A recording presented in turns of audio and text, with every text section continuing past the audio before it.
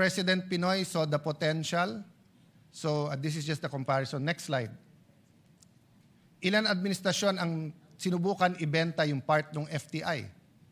2012 po to. Ano na itsura ngayon ng Arca South? I was there last Sunday sa Landers. Dinala ko yung anak ni ate at mga pamangking ko. Next slide, please. It's turning out to be,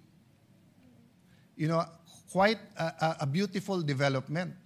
At yung traditional barangays ng Senate, ang Signal Village, Marlica Village, ang Upper Bikutan, Western Bikutan, napakaraming residente ang naglalakad na dyan. So, Mr. President, kaya po natin. I don't have time now and I don't have the pictures of how Cebu City, Mandaue, Davao City, Iloilo, Bacolod, your city, Mr. President, Valenzuela, Mandaluyong, Cagayan de Oro. I was thinking if I'm going to mention the city of Senator Jinggoy and Senator JV, but I will mention San Juan. No? But my point is, Mr. President, may pag-asa eh.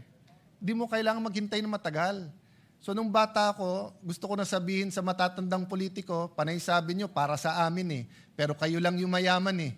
Di naman nagbabago. Kaya huwag tayong magalit sa mga bata ngayon if they're demanding that when we said this is for you, they want to see faster results.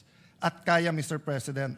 So in that sense, let me close, Mr. President, by saying, let's take a second look in having a new local government code, giving more decentralization. Actually, I will push the envelope dahil nakatingin sa akin si Robin Padilla na may kakampi siyang mabigat. Kakampi po niya si Dr. Jose Rizal na nagsabing federalismo ang dapat sa Pilipinas. So, Mr. President, there are system changes that can help our country. But it won't happen kung may problema tayo sa demokrasya. Sabi ng Pangulo, I am president not only of my family.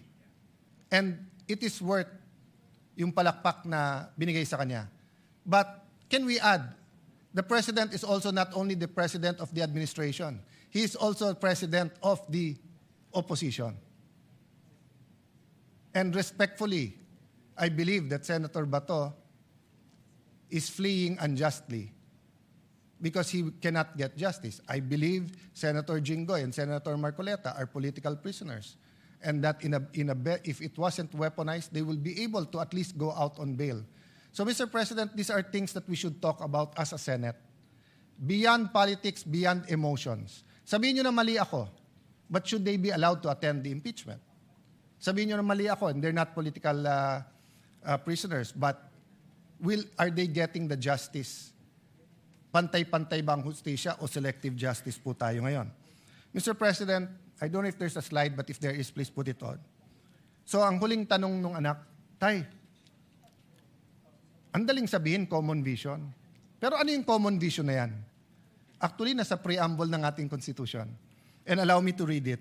We, the sovereign Filipino people, imploring the aid of Almighty God in order to build a just and humane society and establish a government that shall embody our ideals and aspiration, promote the common good, conserve and develop our patrimony, and secure to ourselves and our posterity the blessing of independence and democracy, under the rule of law, and a regime of truth, justice, freedom, love, equality, and peace, do hereby ordain this Constitution. Anak, ito ang batas ng ating bansa. Pero may mas mataas na batas dito, ang batas ng Diyos. Anak, ang isang bansa na hindi niya kilala ang kanyang sarili, yung walang identity, walang mangyayari. So, Mr. President, let me put that forward. Whether as individuals, as a community, as a country, let me quote Dr. Miles Monroe, identity is important. Who am I? Second, what am I meant to do? A question of purpose. What is the purpose of the Philippine nation? And third, destiny. What am I meant to do? If we understand the preamble of the Constitution, we understand the law of God, we understand our destiny, purpose, and identity, we will be on our way.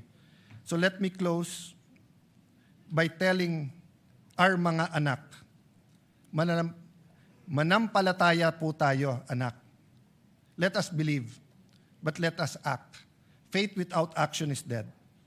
Sabi sa Jeremiah 29:11, "For I know the plans I have for you, declares the Lord, plans to prosper you and not to harm you, plans to give you hope in a future."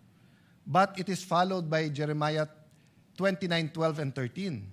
"Then you will call upon me and come to pray to me, and I will listen to you. You will seek me and find me, and you will seek me with all your heart."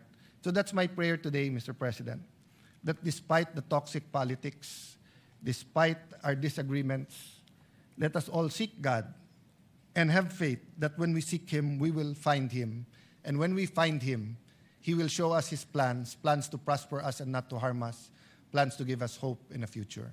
Thank you, dear colleagues, for this opportunity. Maraming salamat, Minority Leader, and maraming salamat sa iyong mga obserbasyon. At sang-ayon po ako na isa sa pinakamabigat na problema ho natin ay yung stunting or malnutrition ng ating bansa.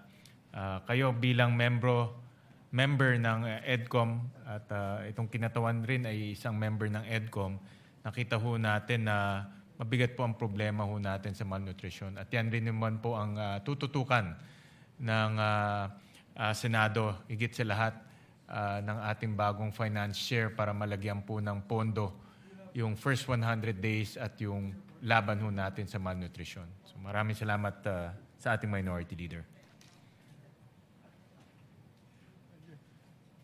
Majority Leader? Thank you very much, Mr. President. Congratulations to our Minority Floor Leader.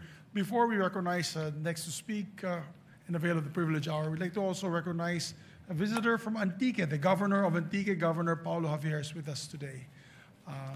We'd now like to recognize the sister of our distinguished Minority Floor Leader, no other than our distinguished colleague from Taguig and Pateros, Senator Pia Cayetano. We recognize the gentle lady from Taguig, Senator Pia Cayetano. Thank you, Mr. President. Ang haba ng kwento ni tatay sa anak niya. Pero thank you, Senator Alan, for that. Ako naman, sa mata ng isang nanay. So, I was a young mother, like Camille, when I first became a senator in 2004. And ang dami ko na rin natutunan, ang dami kong sakit ng ulo, ang dami kong joyful moments in my job. My children are, my two daughters who were then 5 and 9 are now grown-ups, and my son is now 16. So, I have come to believe that the true measure of progress is not in labels or statistics alone, but in whether our children are healthier, safer, better educated, and equipped with opportunities to succeed in this life, the life na tayo naman ang gumawa para sa kanila. A few weeks ago, the World Bank upgraded the Philippines to an upper middle income country. Paano ba ang